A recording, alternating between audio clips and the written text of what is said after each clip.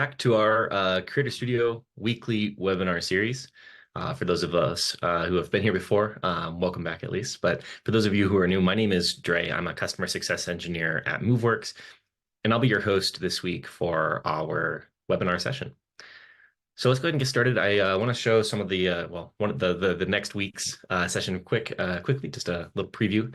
But next week we'll be discussing Salesforce opportunity lookups with Creator Studio. Now, those of you who were here last week will recognize this as sort of a continuation of the last session we had, where on May 1st, we discussed sort of how you would set up a connector to Salesforce. And we even used the opportunity lookup example as sort of a demo. But I want to go more deeply into how you would actually configure this and what it would take to get this running in your own environment. But today we'll be discussing ServiceNow cost center lookups with Creator Studio. We'll have some amount of time where we go through the content of this use case and sort of talk about how you would set it up and what it would look like as far as user experience goes. But then at the end of the call, we'll have a Q&A session where we can ask questions and try to come to an understanding of any issues that you might see with configuring this in your own environment. So please hold any questions until you have time at the end to ask them. But feel free to add them to the chat and we can get to them during our Q&A session. So with that, let's go ahead and get started talking about ServiceNow cost center lookups with Creator Studio. And I want to build some motivation around why this is relevant. So something that a lot of our customers have a lot of success with is our sort of people lookup skill, is what we would call it. And this skill allows you to say who is so-and-so and get some basic information about this user, be that their phone number, their email address, what department they work with, what their role is, this kind of information. And one of the fields that you can add into this particular experience is their cost center. ServiceNow, as part of their user object, includes the cost center as an optional field to include in their user profile. And we can ingest this cost center and include it in this people lookup skill. But it's not always a good thing for users to have access to see all of these different cost centers or even other information on their user profile. And so what do you do in those scenarios where you need to be able to expose this information to some users, say managers, but not to others? Well, one way that you can do this is using Creator Studio. And so through Creator Studio, we can build a use case that allows users to look up the cost center of either other users or themselves if they fall within the purview of our launch group, being the users who have access to this use case. So there's sort of two ways that we go about building this use case that I see regularly. So I'd like to sort of show both, but at the core, they are very similar use cases. They're almost the exact same use case. It's just a matter of what data you're passing in that API call to ServiceNow. So let's go ahead and look at the user experiences. This is a little bit unusual for our weekly webinar series. We actually have two user experiences here that I wanted to show, but you'll notice that they're very, very similar. It's really just a difference in how the user is asking and what data is available given the question being asked. And so on the left side here, we have Christine asking the bot, what is my cost center ID? This is a personal question, and it's a question being initiated by the user, of course. So this is a queries or past use case already. We're thinking that. But because we're really just querying data and getting it back, and we're not doing any follow-up actions, it's just a single query and we're done. Both of these are actually queries use cases. So for Christine's example, again, she's asking, what is my cost center ID? And that clues us in immediately that we need to be querying ServiceNow using the data that we've ingested for Christine. And so one of those pieces of data is the user's email address, and we can then therefore query the user table directly, get the cost center from the configured field on Christine's user profile, and then show that as part of the response. Gwen's question here, what is the cost center ID for engineering, is a little bit different because we're not asking what is the cost center ID for Gwen.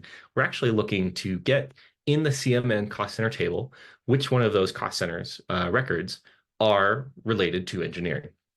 So we need to pull out the query from the utterance here, from Gwen's utterance, and that query here being engineering, and then make a call to the ServiceNow CMN cost center table to get back the ID of the cost center that has the name engineering. Again, in principle, they're both very similar calls. We're both leveraging the table API in ServiceNow. Of course, one is using the cost center table and the other is using the user table, though in principle, you could sort of mix and match these things and build different versions of the same use case. The data that is returned, though, at the end is very, very similar because we're really just trying to show the user the ID or name of the cost center that is associated with their request. So with that, I want to show sort of what the general architecture of this use case looks like and sort of the flow of data that we need to keep in mind before we show the demo. So this is sort of I would call a prototypical design pattern for queries use cases in general. And because it's a queries use case, because this is a prototypical design pattern, this is very much the same as really any other queries use case. And so we have the user coming to the bot saying, what is my cost center ID? It makes, or rather it triggers the use case, the queries workspace use case that we've configured, which then makes the call to ServiceNow to the appropriate table, returns the data that was queried using the user's utterance, and then returns that data back to the user in a formatted way, human readable way. So on this slide, I'd like to take this moment actually to step away and just look at what the use case looks like when you're building it in M8 or in Creator Studio. So this is if you remember the left side use case, this is the use case where the user comes to the bot and says, what is my cost center ID? So let's go ahead and look at what our API connection looks like. Of course, we're going to be using a ServiceNow connector. This is today using basic authentication, although we support OAuth as well for ServiceNow. We'll go ahead and look at the API connection though, and you'll notice that what we're doing is making a table API call to the sysuser table. This is a get method API call. And then we're making a URL query. So we have to construct basically the URL of the API call to include the query that we're going to be making. And so today we're doing this email equals user.emailadder. User.emailadder is the Moveworks variable you can use when you're trying to reference a user's email address, the user here being the person making the request in the bot who has triggered the use case. And it's going to plug in this way. So you have this curly bracket, user.emailadder, curly bracket. You can see what other parameters are generally available if you click on this guide here while setting up your use case.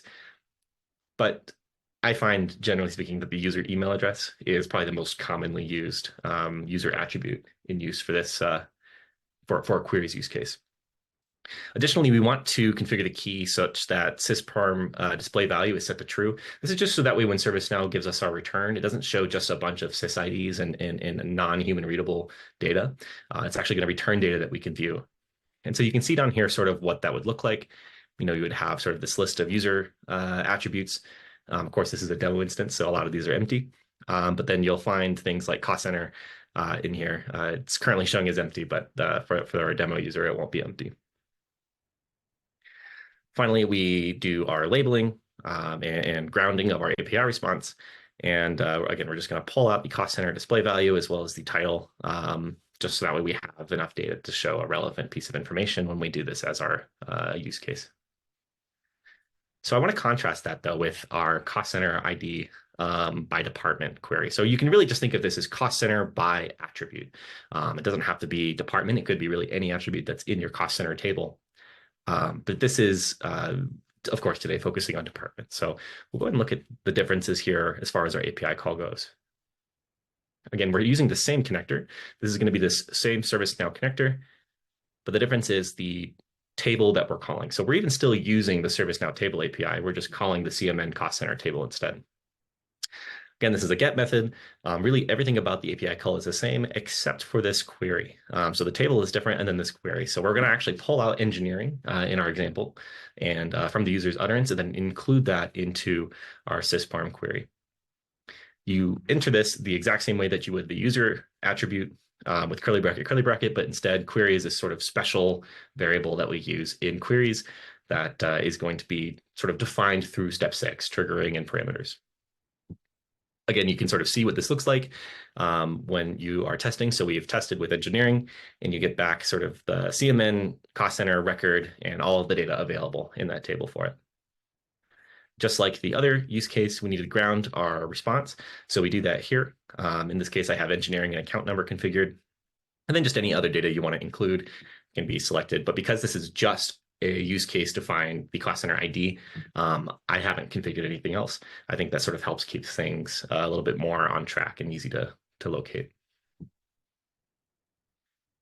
And then finally, I'm sure folks have seen this before. We'll just look at the triggering and parameters for the second use case, what I'll call the right use case. So this is, what is the cost center ID for the engineering department? We need to tell the bot that the thing to pull out here, the keyword, which will be filled in, remember, again, as our query variable, as engineering. Same thing for this example utterance. What is the cost center ID for the finance department? Again, we need to pull out finance. And you can kind of just go down the list here. So who is the manager of the cost center for IT? IT. For HR, HR. For sales, sales. So hopefully this sort of shows you the general template of what you would need to do to build this. So let's go back to our slides. In fact, actually, let's go back to our demo. So let me just get the slides configured very quickly here. And let's move on to our demo. So if we come to the bot, let's do the left use case first. Let's do the, what is my cost center? Remember, this is going to trigger our use case that we've set up, and it's going to then make a call to the table API for the user table, and then it's going to return my personal cost center. So in this case, my cost center is identified as engineering, and this rest of this information isn't really part of what we asked, right? So it's the role of customer success engineer, and this is where it becomes important to make sure that your labeling is showing the data that you want to include. I think this is a pretty good response. But now let's say you want to find the ID specifically of engineering. What is the cost center ID for engineering? This is going to then trigger our right use case. And it's going to look up the cost center by a direct table query using the name of the cost center that we passed. So in this case, engineering, and then it's going to return the ID. And just to show that this is, applicable for multiple types of cost center entries, maybe we say, what is the cost center ID for sales? It's going to do the exact same thing. It'll pull out the word sales in this case, make the same query to the cost center table, and then return that the cost center ID for sales department is this ID.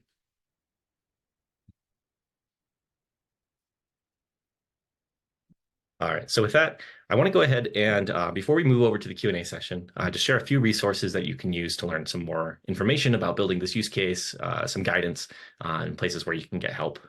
I think these are going to be very relevant. So the first thing I want to share is the Creator Studio Developer Certification. This is part of our Academy, which is a set of guided training modules that can help you upskill and learn how to use some of our tools at Moveworks. The Creator Studio Developer Certification, though, in particular, is going to guide you through building some example use cases. It's going to show you how to use the tool, what each feature does. And then at the end of it, you do actually get a certification that comes from a multiple choice exam. And then you can share that certification on LinkedIn if you'd like to sort of prove your knowledge to the world about Creator Studio. And then finally, I want to talk about our documentation and developer community. Our documentation portal you can think of as sort of a reference source for all things Moveworks and what features are available, what configurations are possible, that kind of thing. We also include use case and tutorial guides there, which will sort of step-by-step show you how to configure these use cases that we talk about on our webinars, as well as authentication guides if you're trying to configure a system that is maybe not as straightforward to configure. We have a purple chat builder, which I use to build these initial user experience displays at the beginning of these slides. And I think it's just a really great resource. I think I would highly recommend anyone to visit the documentation portal. Lastly is the community portal.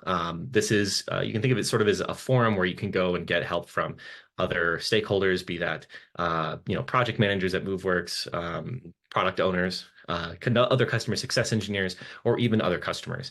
A lot of customers have gone through implementations of similar features, and so being able to leverage their expertise and experience is often helpful when planning your own projects.